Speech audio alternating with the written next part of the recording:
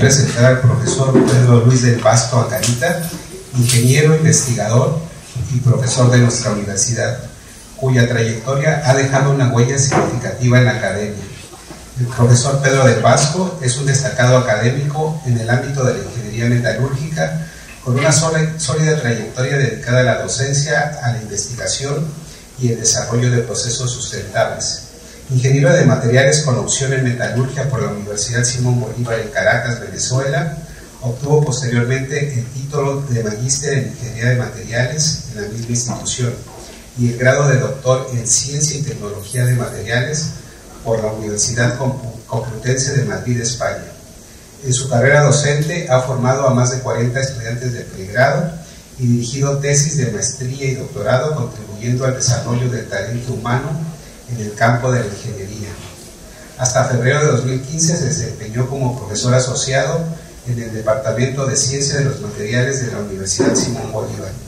Desde marzo de 2015 se vinculó como profesor asociado en la Escuela de Ingeniería Metalúrgica y Ciencia de los Materiales de la Universidad Industrial de Santander, de la cual el día de hoy es profesor titular. Y también es integrante del Grupo de Investigación en Minerales, Hidrometalurgia y Ambiente y del Grupo Interfase. Sus áreas de experiencia incluyen procesos de reciclaje de residuos industriales, electrónicos y mineros, minería sostenible, biotecnología y biohidrometalurgia. Entre sus reconocimientos destacan los premios a Mejor Docente de Planta de la Facultad de Ingenierías Físico-Químicas de la UIS en 2021 y 2022, reflejo de su compromiso con la excelencia académica.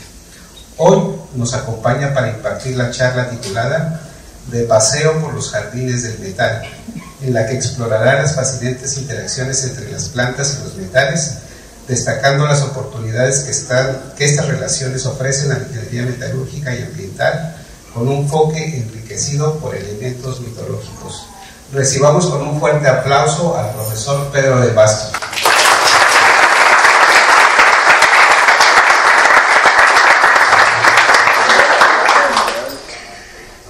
Bueno, muchísimas gracias, profesor Ángel, por la presentación y a ustedes por venir.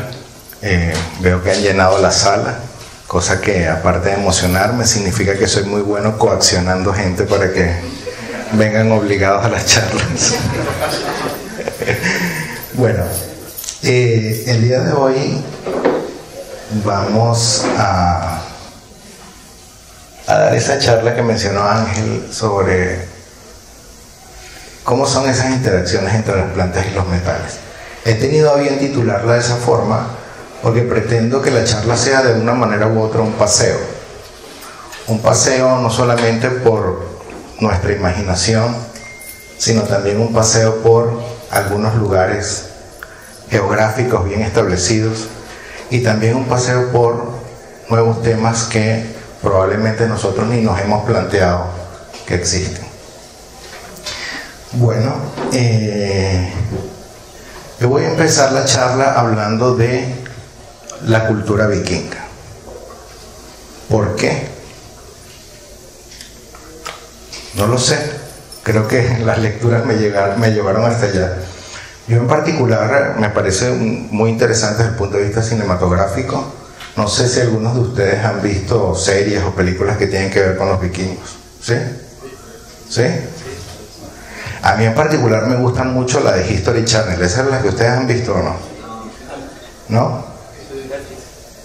Bueno, es la misma. Es la misma. Pero es que originalmente fue producida por History Channel, ¿no? Y inicialmente, antes que fuera un éxito tan rotundo, tenía unos basamentos históricos muy, muy profundos, muy, muy bien puestos. Y la parte artística, por supuesto, pero tenía mucho basamento histórico la serie. Y a mí la serie me gusta pues por múltiples razones, porque sí hay cosas históricas que son fidedignas, otras obviamente son licencias artísticas de los escritores, pero a mí lo que más me gusta es la trama. Y bueno, esa es la trama, ¿no? Perdón, esos son los protagonistas. La Gerta y Ragnar Lodbrok. Bueno, supongo que será la trama para muchos de los que veamos la serie, Pero aparte de eso, lo que quiero traer a colación es que los vikingos tenían, o tienen, o tuvieron, un panteón de dioses muy interesante. Es decir, su mitología es muy rica, quizás no comparable con la griega o con la grecolatina, pero sí una mitología bien relevante, que quedó registrada en muchos escritos poéticos de la época, las llamadas Edas, que serían como decir las epopeyas históricas de los nórdicos. Son muchos dioses, pero por nombrar solo algunos, el principal dios de la mitología griega es Odín, vamos a decirlo así, el dios mayor. Luego hay un dios bastante importante que ha sido protagonista también de otros universos de películas como Thor, por ejemplo, el dios del martillo o dios del rayo, o la bella Freya, ¿no? La belleza guerrera y deidad al mismo tiempo. Y estos personajes compartían, al igual que todos los panteones mitológicos, compartían o departían, mejor dicho, en un lugar. Digamos que tenían un cielo. Ese cielo es conocido como el Valhalla. En el Valhalla iban a parar las almas de los guerreros muertos en combate. En realidad no de todos, de la mitad de ellos. Y el que dirigía el Valhalla era Odín.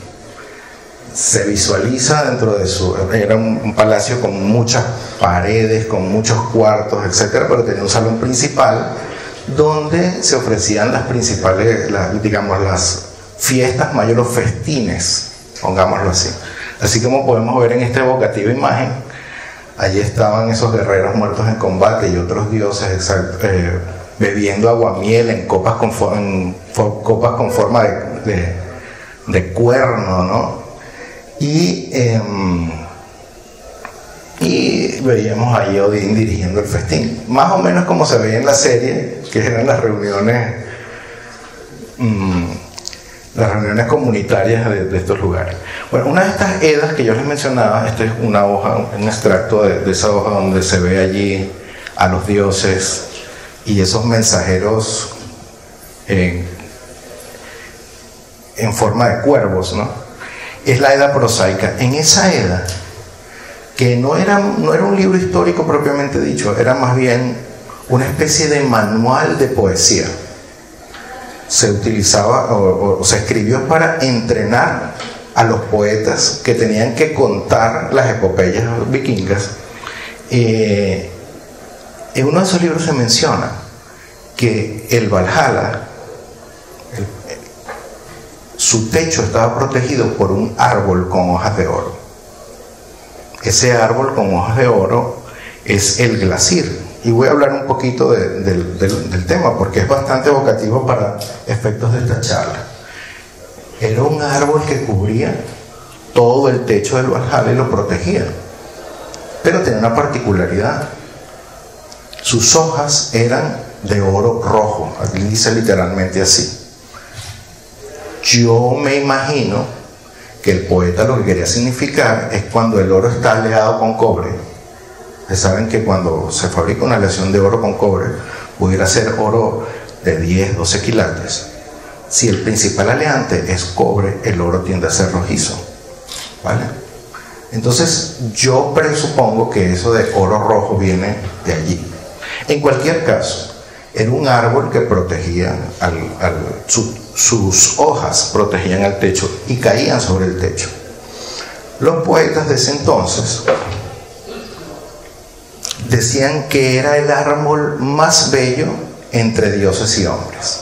Es decir, que independientemente si lo vieras con ojos de Dios o con ojos de humano, ningún otro árbol te iba a parecer tan hermoso.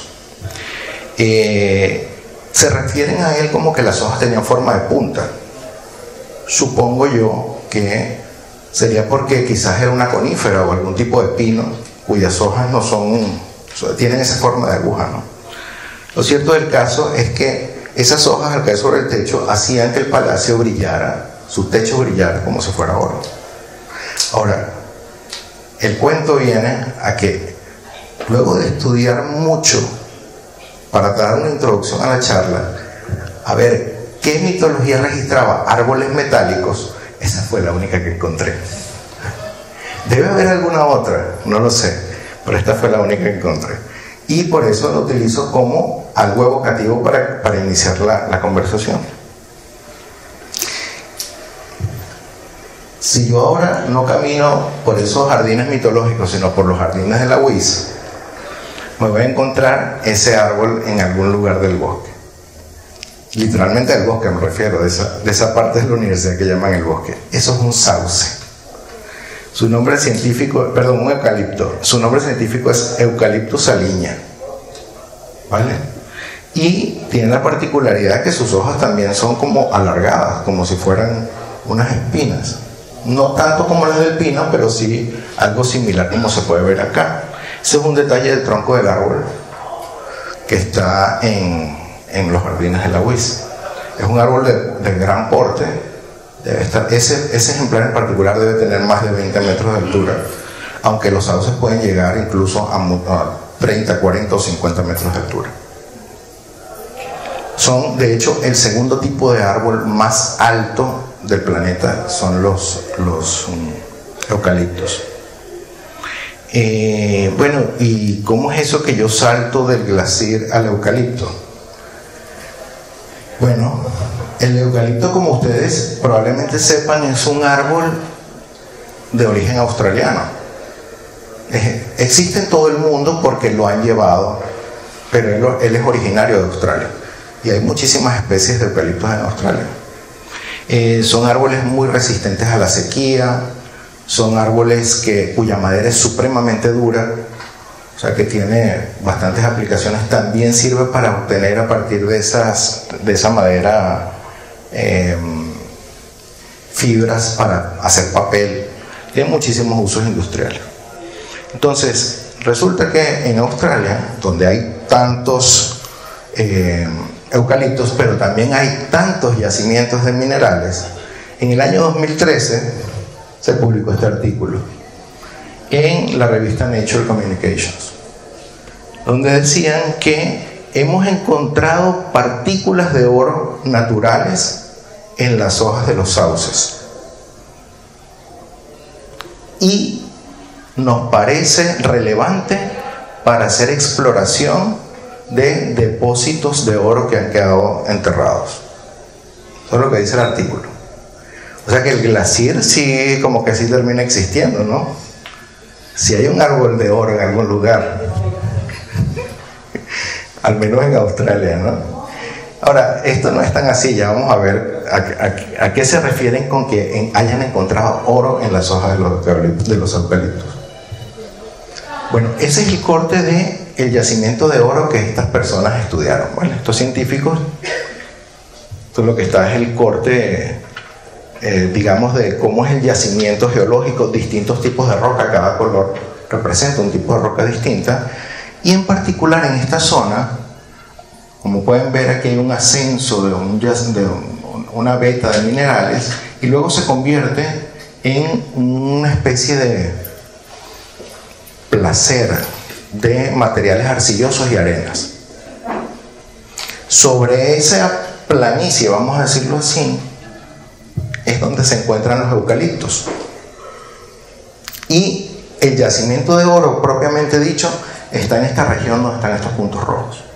Estas líneas que ustedes ven así, como entrando dentro del terreno, representan perforaciones que hicieron para determinar la concentración de oro. Bueno, luego de tantas perforaciones, ellos logran detectar que las anomalías o las concentraciones elevadas de oro solamente se encuentran en esta zona. Y muestrearon árboles en todos estos puntos. ¿Qué es lo que encuentran?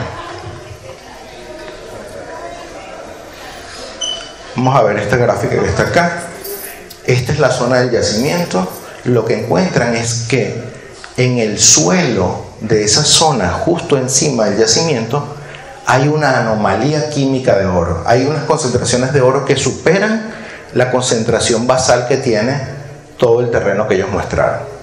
Pero eso iba asociado con la basura, las hojitas secas, la hojarasca, vamos a decirlo así, que había en el sitio, también tenía mayores concentraciones de oro, salvo en ese punto que había muchísimo. El tronco de los árboles no, la corteza de los árboles también tenía anomalías de oro. Las ramitas pequeñas del árbol, no las ramas gruesas, sino las verdecitas por donde van los retoños del árbol, también tenían altísimas concentraciones de oro, y las hojas de los árboles tenían muchísimo oro en ese punto. Bueno, eso asombró a los científicos porque, oye, mira, la posición, la localización del yacimiento guarda relación con esta serie de anomalías químicas que estamos viendo en el oro. Como todo en ciencia, viene un porqué. ¿Qué es lo que puede estar ocurriendo? Bueno, si se hace el corte transversal de donde se encuentra el eucalipto, nos damos cuenta que las raíces pueden penetrar hasta más de 40 metros por debajo del suelo. Esos 40 metros por debajo del suelo ya es donde se encuentra la zona enriquecida en oro. Ahora, no vayan a creer que cuando hablo de riqueza de oro, no vayan a creer que allá abajo hay lingotes. Allá abajo lo que hay es apenas media parte por millón de oro. Ahora, eso ya es suficiente para que sea un yacimiento. Si se hace explotación a gran escala, ya eso lo puede hacer rentable. Es una concentración rentable de oro. Rentable de oro. Entonces, estas raíces están llegando hasta ese fondo. Probablemente algunos de ustedes han escuchado que el eucalipto es como una especie de árbol satanizado. Los ambientalistas detestan los eucaliptos. No sé si alguno había escuchado hablar de eso, no sé si nunca habían escuchado hablar de eso. ¿Por qué suelen detestarlo? Porque son árboles que, como tienen esa profundidad de raíz tan grande, se dice que pueden agotar los acuíferos que están en el subsuelo. Como son, para empezar, es un árbol que no es de nuestras regiones, viene de fuera, vamos a decirlo así. Y el hecho de que tú lo siembres en competición con otras especies que no tienen esa capacidad de llegar tan al fondo, hace que sean más exitosos obteniendo agua que el resto de los árboles. Y se dice, lo cual no es necesariamente cierto, que ellos terminan extinguiendo el resto de la flora que está allí. Obviamente dependerá de la cantidad de eucaliptos que se hayan sembrado, pero quitando eso a un lado, el éxito del árbol está en que él se convierte en una verdadera bomba de agua que logra succionar agua desde 40 o más metros en profundidad hasta donde se encuentra el árbol. ¿Qué ocurre en este tipo de yacimientos? Estos yacimientos están en sitios donde las rocas son naturalmente alcalinas, y en esas condiciones, sumado a sustancias químicas que la propia raíz puede expulsar, el oro se vuelve parcialmente soluble, de modo que en esta zona pueden haber iones de oro, no oro atómico, es decir, no son pepitas de oro, las habrá, pero parte de ellas se pueden disolver y son succionadas o jalonadas con el agua que sube a través de las raíces del árbol. Ahora, el oro es tóxico para las plantas, y en términos generales todos los metales son tóxicos para las plantas. Dependerá la concentración. Hay metales que son más tóxicos, otros que son menos tóxicos, pero en términos generales, tú siembras una planta en un suelo donde hay demasiados metales y la planta se le hace difícil prosperar. ¿Qué es lo que está haciendo o por qué se encuentran esas anomalías de oro? Incluso se encuentra más oro en la hojarasca que lo que se puede encontrar en el suelo propiamente dicho, en las hojas que en el suelo propiamente dicho. Lo que estamos observando es una translocación del oro. El oro está pasando de este sitio, llega a la planta no lo quiere, lo aísla en las hojas por un mecanismo que ya voy a mencionar, y como la hoja termina muriendo o secándose, cae al suelo, y por eso el suelo se enriquece de oro. Es decir, el suelo de arriba no tiene oro porque abajo haya oro, sino porque la planta se encargó de llevarlo hasta arriba, lo rechazó y las hojas cayeron encima y se incorporaron al suelo. como ustedes son científicos de materiales en ciernes, estas son imágenes que nosotros utilizaríamos típicamente en ciencia de materiales. Bueno, en la WIS podemos hacer estas que están acá abajo. Estas no. Estas imágenes son de rayos X obtenidos con acelerador de partículas. Es decir, son rayos X de muy alta energía y permiten, en este caso, la hoja verla y con sucesivos aumentos observar en dónde se encuentra el oro. Entonces nuestro glaciar no es que está cubierto de oro ni enchapado en oro, tiene una nanopartícula de oro allí, esa manchita roja que se ve en esa parte. Da la casualidad que esa mancha de oro está rodeada de otros compuestos orgánicos, particularmente un oxalato de calcio. El oxalato de calcio es una sal que segrega la planta precisamente para protegerse de esos metales. Y al hacerlo, fuerza que los iones de oro se reduzcan y se conviertan en oro metálico. Esa partícula no es que contiene oro, es oro metálico. Es una nanopartícula de oro metálico. Y eso es lo que está expulsando la planta cuando se deshace de sus hojas o cuando sus hojas se sequen. Estas son imágenes de microscopía electrónica de barrido donde se pueden observar dónde se encuentra el oro dentro de la planta. Y esto que está aquí es una partícula de 8 micras de oro dentro de la hoja. Entonces, como podemos ver, quizás hay un mito del glaciar, pero en la naturaleza sí tenemos plantas que contienen oro dentro de sus hojas. Ahora, no todo se limita o no todo tiene que ver nada más con el oro. Vamos a ver qué pasa con otros metales.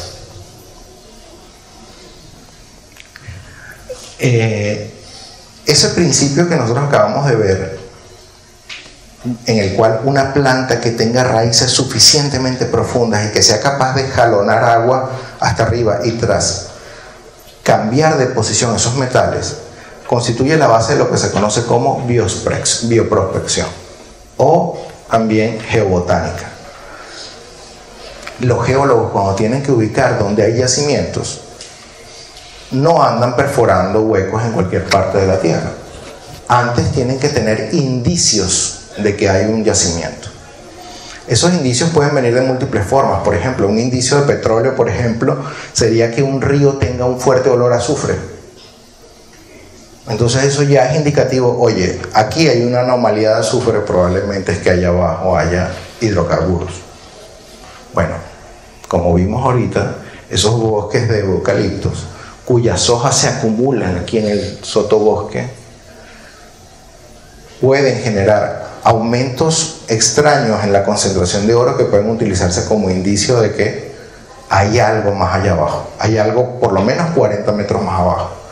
De manera que tú puedes utilizar esos datos para, con mejor tino, ver dónde vas a perforar para ver si evalúas un yacimiento de oro en particular. Esas especies que son capaces de hacer eso reciben un nombre: hiperacumuladoras. ¿Por qué ese nombre? Pues, sabe que hiper implica que es mucho más alto, mucho mayor. Hay plantas que pueden acumular más metales que sus contrapartes comunes. Y esas plantas requieren o tienen un especial, o los científicos ponen mucho ojo en ellas porque van a ser la base de otras cosas que vamos a ver más adelante en la charla. Veamos este ejemplo en este otro país que no sé si alguna vez han escuchado nombrar, que es Nueva Caledonia. Nosotros antes estábamos en Australia, aquí está Australia. Nueva Caledonia es una isla de unos 400 y tantos kilómetros de largo y unos poco menos de 70 kilómetros de ancho. Es mucho más larga que ancha. Es vamos a llamarlo un país asociado a Francia. Hasta hace un tiempo fue una colonia. A día de hoy está en un proceso independentista. No sé por dónde irá. Lo cierto del caso es que ese país tiene una particularidad para nosotros los metalúrgicos. Ese país concentra el 30% de los yacimientos de níquel en este planeta. Es decir, de cada 100 toneladas de níquel que produce la Tierra, 30 vienen de esa pequeña isla que está allí. ¿Vale? Bueno, la geografía de esa isla es bien particular. Sus suelos, como pueden ver ustedes acá, son muy rojizos, síntoma de que tienen altas concentraciones de metales, particularmente de hierro. Ese color es indicativo de hierro. Cuando ustedes ven un suelo con esas características, sepan que tiene hierro. Óxidos de hierro, para ser más preciso. Esos suelos reciben el nombre de suelos lateríticos. Y son suelos bastante pobres. Pobres en el sentido de que no muchas plantas son capaces de crecer sobre ellos. No tienen muchos nutrientes. Y eso impone pues un reto de adaptación para las plantas que pueden desarrollarse en esos lugares. Bueno, hay un ejemplo de cómo ese suelo, si yo retiro una pequeña parte, ya de una vez llego al yacimiento de níquel. Como pueden ver allí, es un yacimiento a cielo abierto. Ustedes pueden observar las terrazas allí, ahí está la maquinaria retirando mineral. Son yacimientos prácticamente superficiales. Es el mismo caso aquí en Colombia, ¿verdad? O sea, los yacimientos, se retira una pequeña capa de suelo y ya las rocas que están subyacentes, o ese suelo que está allí, porque en realidad es un suelo, ya tiene altos contenidos de óxidos de hierro y óxidos de níquel. ¿Verdad? En ese lugar crece una planta que viene a ser similar o familia del zapote. No sé si han escuchado hablar alguna vez de esa fruta, ¿sí? Es una fruta que tiene una característica bien particular. Bueno, aparte de ser sabrosa, muy dulce, etc. La planta produce un látex, es decir, su savia es muy viscosa y cuando solidifica tiene un carácter plástico, vamos a decirlo así, como una goma, ¿ok? Vamos a decirlo así, los zapotes neocaledónicos tienen una particularidad. No sé si alguno me puede decir si ha visto cómo es el látex o la savia del zapote. ¿Alguna vez alguien ha sacado la fruta del árbol directamente? ¿O cortado la rama del árbol? Bueno, o cualquier árbol que produzca látex. Uno va a ver la savia, una savia siempre de color blanco y que al solidificar se vuelve chiclosa. Bueno, miren el color de la savia de ese árbol. Es verde, pero verde así, verde Simpsons casi, ¿no? Un verde que te indica está pasando algo. Esa es probablemente la mayor planta hiperacumuladora de níquel que existe. Ese es el nombre científico. Pycnandra acuminata. Puede tener hasta 25% en peso de níquel la savia seca del árbol. Yo me imagino que pocos insectos se aventurarán a comerse las hojas de esa planta, y el zapote que salga de allí yo creo que no debe ser buena idea comérselo, ¿no? Pero lo cierto del caso es que es viene a ser un primo lejano de esa planta. Por cierto, son plantas que se encuentran en prácticamente toda la parte tropical del mundo. Aquí hay un detalle: cuando la savia se seca, se obtiene esos cristales, vamos a decirlo así. Esos cristales son citratos de níquel. Es decir, que técnicamente yo de ahí puedo sacar níquel por electrólisis, por ejemplo. Níquel metálico. Si hubiese posibilidad de sembrar árboles para cosecharlos y cultivarlos y producir metales, este tendría que ser uno de esos campeones que pudiéramos poner allí. Obviamente tiene que haber un yacimiento muy rico en níquel debajo donde está creciendo el árbol.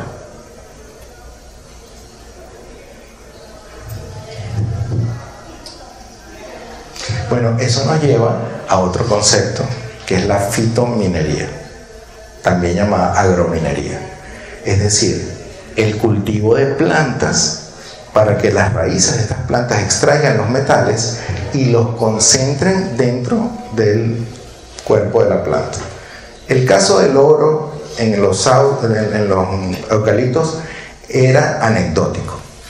Una curiosidad científica que puede tener como aplicabilidad mejorar mi sistema de prospección, pero no explotar oro. Para nada. O sea, una partícula de oro en un árbol que pesa 400 toneladas, pues eso no es nada de oro, ¿vale? pero sí me permite saber, uy, allá abajo como que hay oro. Pero esto es distinto. Aquí el objetivo es, si yo tengo un suelo que contiene altos contenidos de metales y yo logro dar con un cultivo que lo puedo sembrar allí, y cuando digo sembrar es que lo siembro como si estuviera sembrando maíz, papas, plátanos, cualquier cosa, pero el objetivo es cosechar la planta después siguiendo procesos agronómicos convencionales. ¿Para qué? Para luego a partir de la planta obtener el metal. Pongan por caso que yo, si tuviera un bosque de los árboles que habíamos anteriormente y yo cosecho la savia, por ejemplo, como se hace para el látex, yo puedo, para el caucho, yo pudiera estar produciendo de alguna manera níquel de esa forma. Obviamente este tipo de tecnologías han llegado solamente a nivel piloto, a escala comercial no pueden competir con la minería tradicional, sería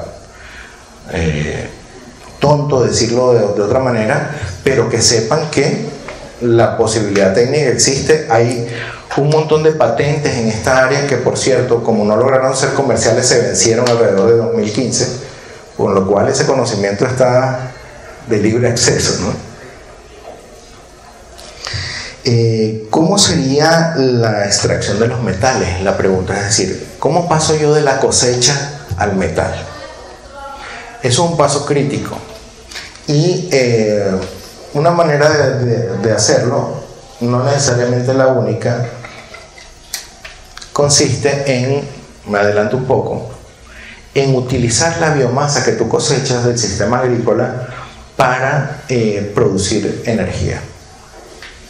Es decir, talo el árbol o cosecho la planta, el arbusto que haya sembrado que extraiga el metal, lo seco, lo someto a un proceso llamado pirólisis, es decir, que no lo quemo directamente, sino que lo carbonizo, y luego de ese carbón que se obtiene o de esas cenizas que se obtienen, yo soy capaz de aplicar o pirometalurgia o hidrometalurgia para recuperar el metal.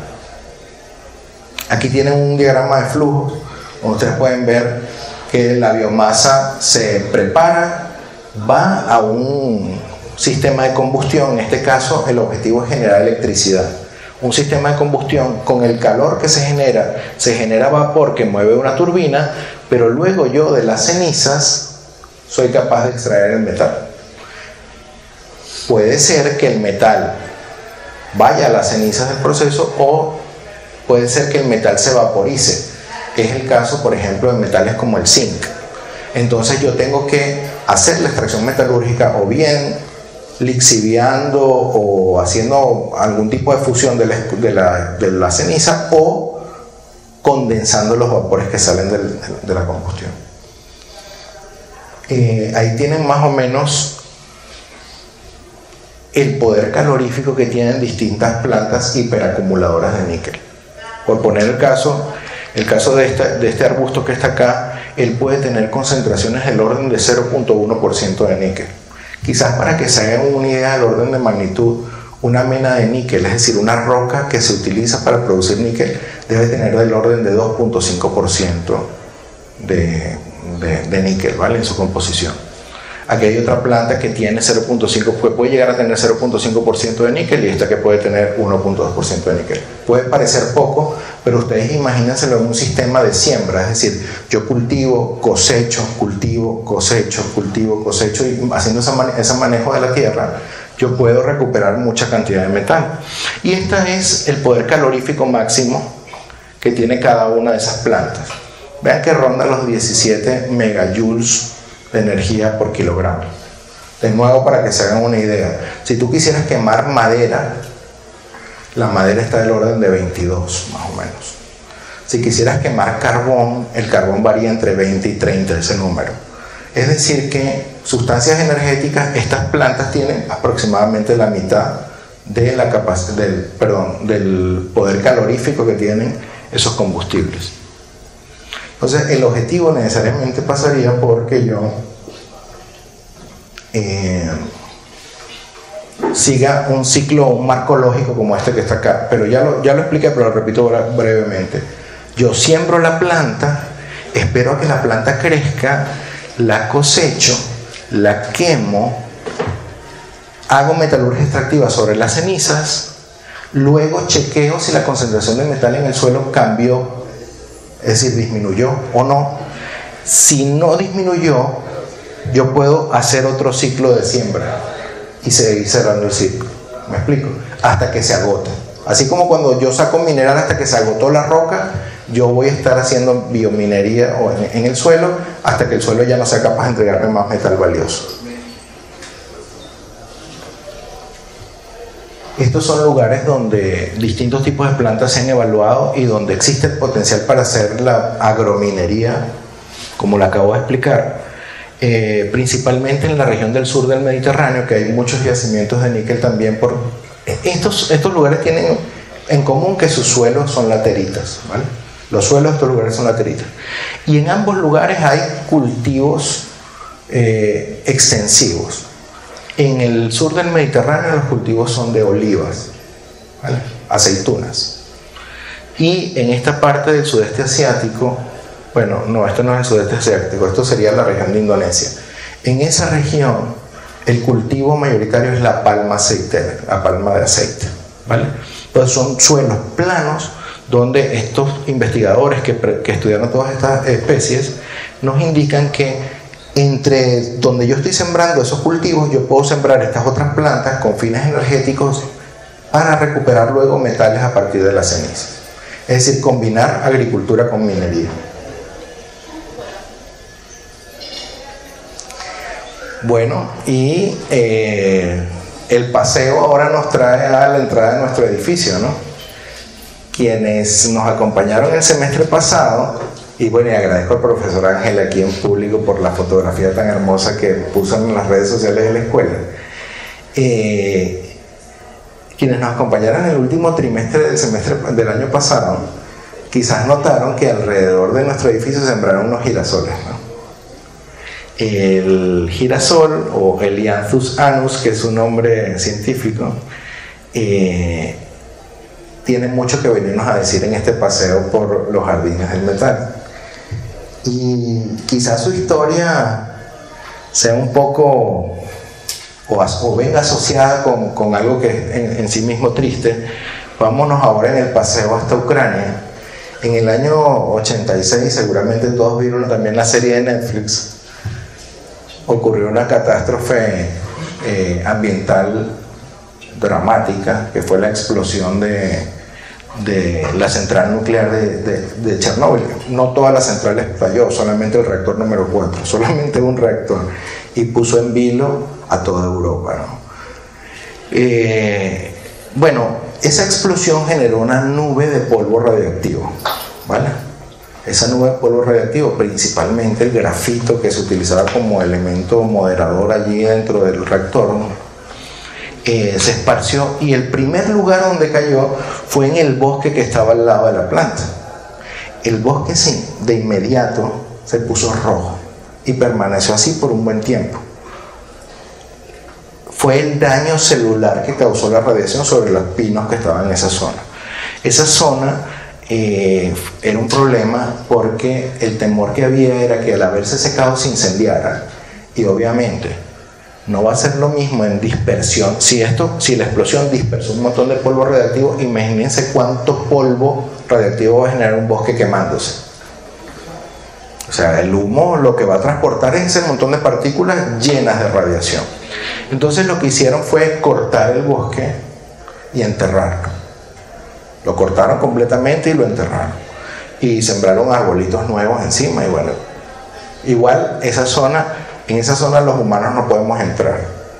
Forma parte de la famosa zona de exclusión de Chernóbil, donde tú no puedes vivir, donde de repente, no sé, si eres Luisito Comunica, puedes ir allá, pagas para visitarlo y montas un video en YouTube que visitaste eso, pero de resto para nosotros los mortales está cerrado.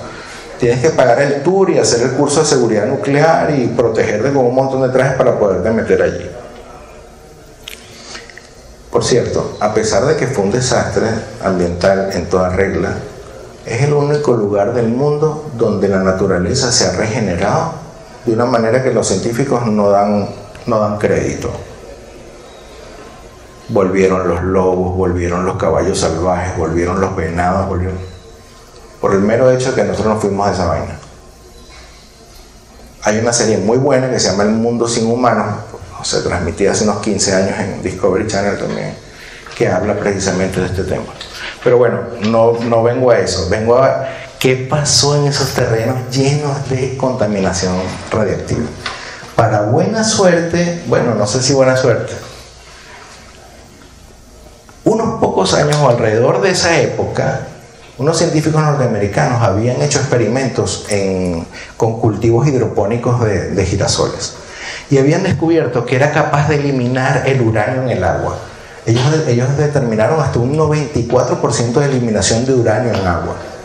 Entonces dijeron, wow, pues mira, Chernóbil, estalló aquella vaina. Obviamente estaba la cortina de hierro funcionando cuando ya cayó en el año 89. En el año 94 Ucrania empezó a pedir ayuda y oye, ayúdenme a arreglar este problemón que tenemos aquí. Y fue el primer sitio donde se ensayó a gran escala el cultivo de los girasoles. Resulta que los girasoles tienen una capacidad hiperacumuladora de muchos metales, cobre, cadmio, plomo, etc. Pero particularmente los radioisótopos de cesio y estroncio, que son los principales agentes contaminantes de esos suelos en la zona de Ucrania. Y fue un éxito. De hecho, es común que alrededor de las centrales nucleares hayan cultivos de girasoles, de una manera de previendo cualquier escape radiactivo que pueda haber. Tan es así de exitoso el cultivo de girasoles para sanear suelos afectados por materiales radiactivos, que en Fukushima también cultivaron. Fukushima fue el equivalente a Chernobyl, quizás no tan grave en términos de costo de vidas humanas o de extensión del daño, pero que ocurrió en 2011 a raíz del tsunami que hubo en Japón. También está la serie en Netflix, se la recomiendo. Allí también se han ensayado los cultivos de girasoles. El girasol es una planta que, digamos, es la planta que hace fitorremediación por antonomasia. Si tú quieres hablar de fitorremediación, de lo primero que vas a hablar es del girasol. ¿Qué es la fitorremediación? El uso ingenieril de plantas para limpiar ambientes contaminados, sea suelo, sea agua o incluso aire. Quizás si han visto por allí que hay plantas que sirven para limpiar el aire y le recomiendan a uno, siembre tal planta en su habitación para descontaminar. Lo han visto, ¿no? Eso no es mentira, eso es totalmente cierto. O sea, las plantas pueden descontaminar no solamente el suelo, sino también el agua y también el aire, por diversos mecanismos, veremos algunos ahora. Importante, a diferencia de la agrominería que vimos antes, aquí el objetivo mío no es recuperar metal, es salvarnos de la contaminación. Y es muy distinto. ¿Por qué? Porque si yo en el primer caso de la agrominería, yo tengo que hacer el balance económico a ver si yo logro recuperar suficiente metal tal que la inversión la puedo recuperar desde el punto de vista económico, en este caso lo que me interesa es salvar un terreno que estaba perdido. Entonces ya aquí operan otros tipos de mecanismos, ya aquí, digamos, hay obligaciones ambientales de los gobiernos, hay impuestos o hay penalizaciones que si usted no sanea ese sitio lo van a multar, etc. Entonces aquí el objetivo es limpiar, sin que necesariamente tú obtengas una concentración de metales elevadísima que te permita recuperar el metal, digámoslo así. Y peor aún, al ser cuestiones radiactivas, tú obviamente no le vas a sacar provecho económico. Lo que tienes que hacer es convertirla en un residuo estable. Entonces lo que se hace con las cenizas de los girasoles es vitrificarla. Se mete en una matriz de vidrio, normalmente un vidrio borosilicato, que para que se hagan una idea es el vidrio que se usa en los laboratorios, en los frascos de laboratorio. De manera que ese vidrio, que es tan fuerte, lo aísla y evita que ese material radioactivo vuelva a salir al medio ambiente. Bueno, el cuento no es tan así. Hay que meter el pedazo de vidrio dentro de un barril con cemento, dentro de un hueco que tiene arcilla y que tiene más cemento y que está a 700 metros para abajo de la tierra, ¿no? Pero bueno, en cualquier caso, que sepan que esta tecnología se aplica. Esto sí se ha aplicado a gran escala, esto funciona a gran escala, ¿vale? Bueno, no me voy a detener mucho acá porque quizás el término técnico sea el tecnicismo sea muy grande, pero la planta lo que está haciendo, como dije al principio de la charla, es defenderse de los contaminantes. Y para hacerlo tiene múltiples estrategias, muchísimas estrategias. Tiene estrategias a nivel de raíz. Si el metal logra pasar de la raíz hacia arriba, luego dentro de las hojas tiene otras estrategias que pueden implicar incluso evaporar el residuo. O sea, si se trata de un residuo orgánico, el residuo orgánico puede llegar a nivel de hojas, y como la planta intercambia tantos gases por la fotosíntesis y también agua a través de sus hojas, puede deshacerse de las moléculas indeseables por esa vía. También puede ocurrir degradación enzimática, es decir, las plantas generan enzimas que son capaces de romper los contaminantes. Y como la que explicamos al principio con el ejemplo del árbol del glaciar o del eucalipto, la fitoextracción puede llevarla a cabo la planta cuando logra empujar el contaminante hasta sus hojas y luego se deshace de la hoja, porque recordemos, el contaminante le hace daño a ella. Entonces, al ella perderla, es como que nosotros perdemos el cabello. ¿Sí? Si, mira, por ejemplo, si tú comes mucho atún, tu cuerpo, la única manera de deshacerse de la concentración de mercurio que tiene el atún es a través del pelo. Entonces vas al barbero todo el tiempo y así vas eliminando los metales pesados de tu cuerpo. Bueno, vamos a continuar con el paseo. En países mineros como por ejemplo Chile, que es el principal productor de cobre del mundo, también se ha estudiado muchísimo el uso de plantas para descontaminar sitios contaminados con metales, en particular con cobre. O sea, ahí podemos contar más de una docena de especies que se han utilizado con esos fines. Bueno, nosotros no nos podíamos quedar atrás, ¿verdad? Entonces hay un ejemplo bien interesante acá de remediación de lugares contaminados con plantas. El Morro de Moravia, un antiguo vertedero de basura en la ciudad de Medellín. Hoy por hoy, como ustedes pueden ver, el sitio ha sido restaurado. Ahora, si notan, cada parcela que está acá tiene un tipo de planta distinto, ¿no? Eso obedece a que se probaron muchísimas plantas ornamentales, es decir, plantas como las que podemos ver en cualquier jardín, para evaluar cuáles eran mejores para descontaminar los metales pesados que había en esos suelos de un antiguo vertedero. Para que se hagan una idea, si el vertedero tiene 10 capas de material, eran 9 de basura y 1 de suelo. La última capa era suelo. Ahora, no era cualquier suelo. Vean el suelo como era. No sé si lo alcanzan a ver, la foto no es de la mejor calidad, pero prácticamente sí hay suelo, pero está mezclado con basura, ¿vale? Eso es lo que se conoce como un antroposuelo o tecnosuelo, es decir, un suelo creado por el ser humano. En este caso es creado a la loca por el montón de basura que tiraste allí, aunque también tú puedes crear suelos desde un punto de vista ingenieril. Y ahí está el festival de metales pesados: plomo, mercurio, cromo, cadmio, níquel, arsénico que tenía el suelo. No nos vamos a detener en esas cifras, solamente decir que son números realmente espantosamente altos. Y cómo se hicieron las pruebas en parcelas controladas con plantas ornamentales, por ejemplo esta que llaman rabo de gato o esta que llaman purpurina, que son plantas que probablemente ustedes puedan, caminando por el campo, las van a encontrar. Y cómo esas plantas fueron exitosas para eliminar cadmio, níquel en el caso de la primera, o cadmio y plomo en el caso de la segunda.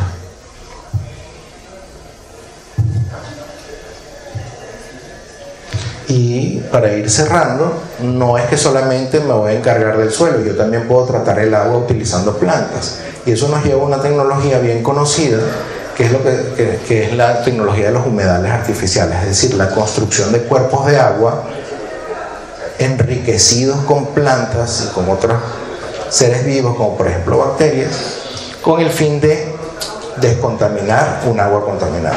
Entonces, un humedal artificial, también llamado humedal construido, es un ecosistema hecho por el hombre, donde tú tienes que combinar plantas, tienes que combinar en el sistema de raíces de las plantas bacterias, hongos y otros tipos de microorganismos, de manera que cuando tú introduces agua contaminada en el sistema, ese agua recorra un cierto camino y logre limpiarse. Y si a la par podemos jugar también con la escenografía, vamos a decirlo así, con el paisajismo, podemos tener una solución ambiental, pero no solamente efectiva, sino también vistosa y bonita a los ojos de nosotros. Hay muchas formas de establecer los humedales artificiales. Por ejemplo, hacer que el agua recorra por la parte superficial, es decir, como si fuese una especie de riachuelo artificial.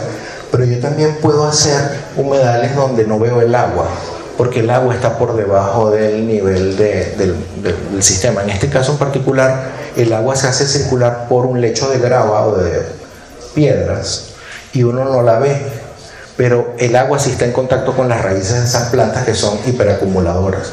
Entonces tú puedes limpiar a la salida del sistema, allá, aguas abajo, puedes tener un agua que ya tiene una concentración de metales pesados o de tóxicos orgánicos menor a la que ingresó. También se pueden hacer sistemas en los cuales, si tienes un cuerpo de agua contaminado, construyes islas flotantes donde colocas plantas.